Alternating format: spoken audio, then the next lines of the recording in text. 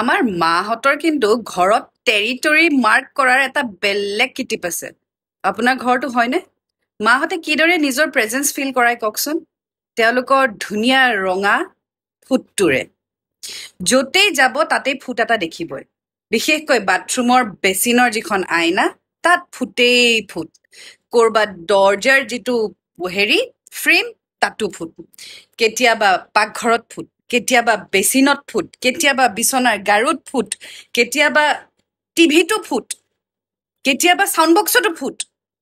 মাহঁতে য'তেই যায় তাতেই, কেতিয়াবাতো ডিঙিটো থাকে, মানে যদি কিবা পেক লগাব বিচাৰে বা যদি ক্ৰীম লগাব বিচাৰে, ফুটটো ক'ত থব, উঠাই পেলাই ইয়াত থৈ দিয়ে, তাৰপিছত পাহৰি যায় ক'ত গ'ল ফুটটো, তাৰপিছত নতুন এটা ফুট লগাব, আৰু এইটো কিন্তু ইয়াতে লাগি থাকে।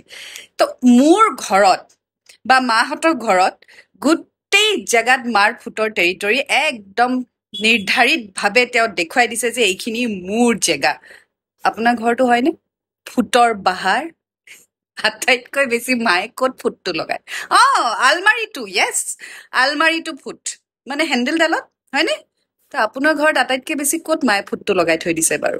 আৰু যেতিয়া পুৰণি হৈ যায় তাত যে কলা দাগ এটা থাকি যায় আৰু সেইটো যে কেতিয়াও নুঠে, হয়নে?